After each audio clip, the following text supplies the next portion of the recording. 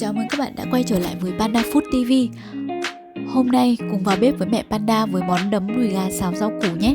Nguyên liệu dễ tìm, sơ chế đơn giản lại rất giàu dinh dưỡng. Cùng điểm qua những công dụng tuyệt vời của nấm đùi gà nha. Cung cấp nhiều vitamin và dưỡng chất, hỗ trợ kiểm soát bệnh tiểu đường, lợi ích cho đường ruột, hỗ trợ giảm thiểu khả năng loãng xương, cung cấp chất chống oxy hóa, hạn chế lượng cholesterol trong máu.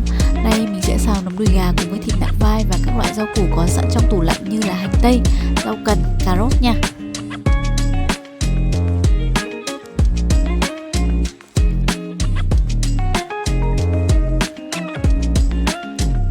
Đầu tiên thì mình sẽ thái thịt thành miếng vừa ăn. Sau đó thì ướp thịt với hành tỏi băm nhỏ, nướng tí nước mắm để miếng thịt được thấm gia vị hơn.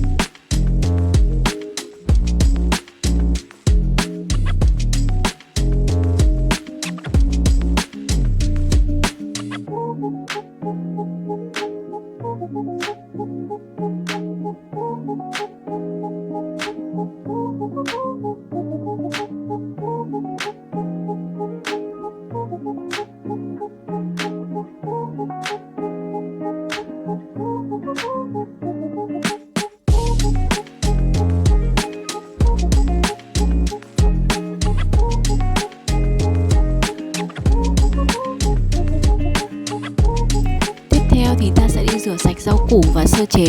Đối với hành tây thì mình sẽ thái miếng vuông để hành được giòn và ngọt.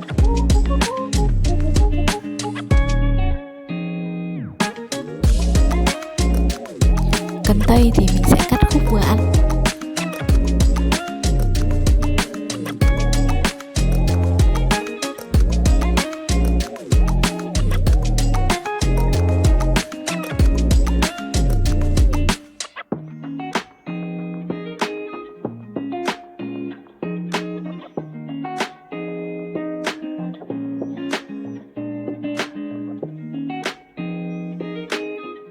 Mình thái thêm rau hành lá để món xào được thơm ngon hơn nhé.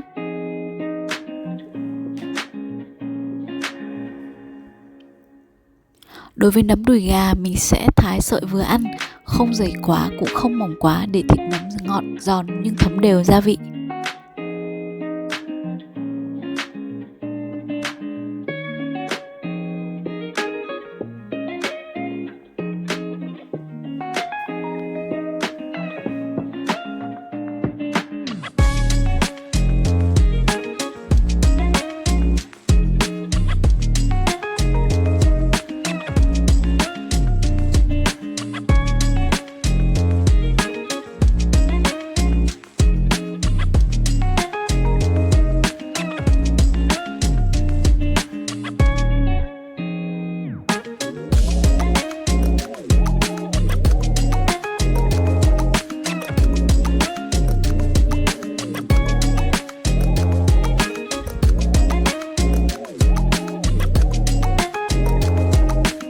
Thì bạn cũng thái sợi to nhỏ tùy khẩu vị từng nhà nha. Với mình thì mình thích cà rốt sau khi xào giữ được vị ngọt giòn tự nhiên nên mình sẽ thái sợi to một chút.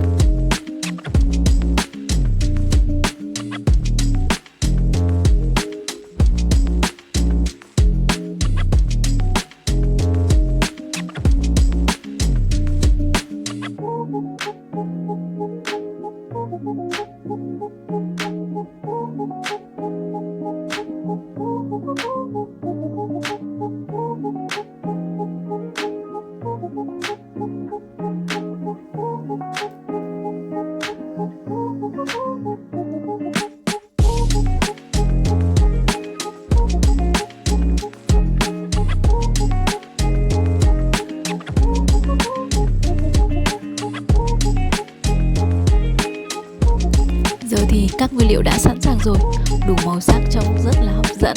Theo các chuyên gia dinh dưỡng thì một bữa ăn cần đủ chất và lượng, nên việc chọn lựa các món ăn chứa nhiều loại rau củ trong một bữa ăn rất là tốt cho sức khỏe.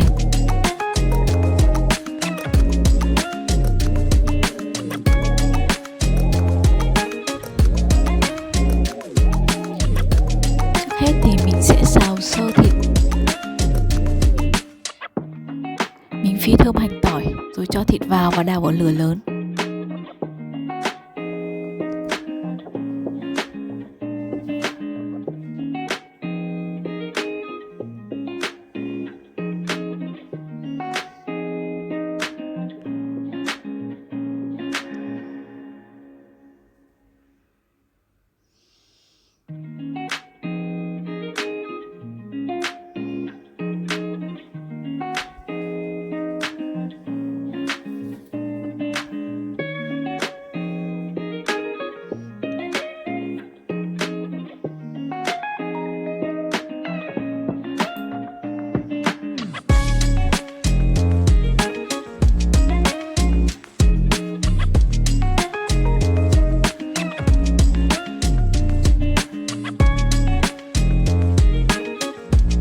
Thịt chín thì mình cho ra một cái đĩa.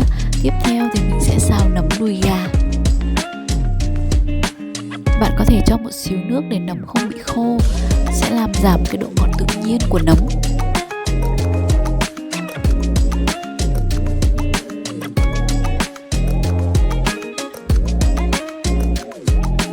Mình sẽ rưới vào đây một ít nước tương để cho nấm được thấm gia vị và tăng thêm vị ngọt của nấm đùi gà nhé.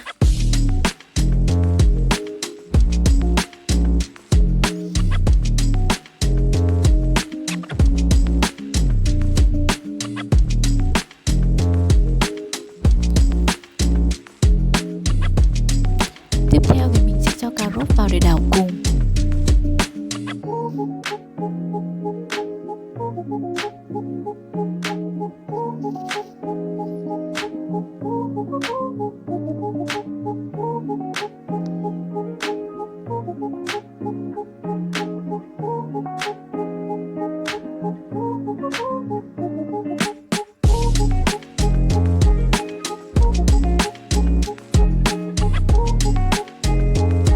Giờ thì mình cho cần tây vào bạn nhé. Người ta có câu cần tái cải nhừ, nên đối với rau cần tây thì mình chỉ đảo sơ qua thôi.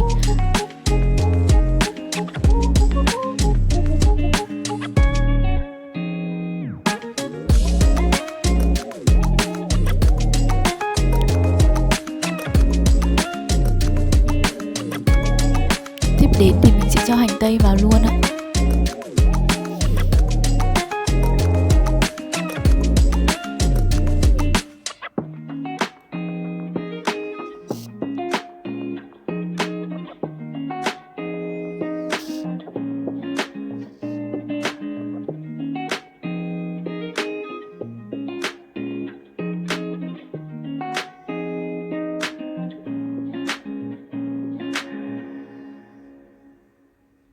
Và giờ thì mình cho thịt nạc vai ban nãy vào và đảo cùng cho nóng. Rắc thêm một ít hành lá nữa là đã hoàn thiện món ăn rồi.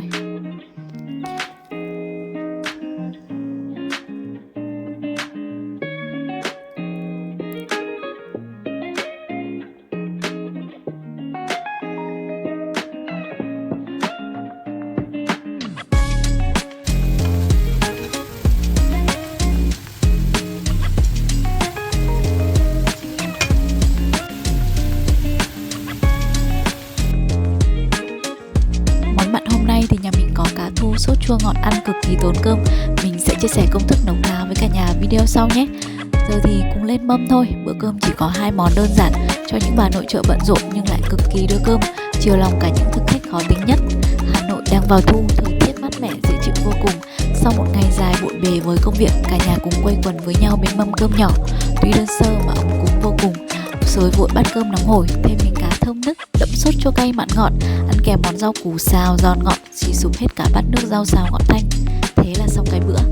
Và tạm biệt cả nhà, hẹn cả nhà ở những video sau nhé.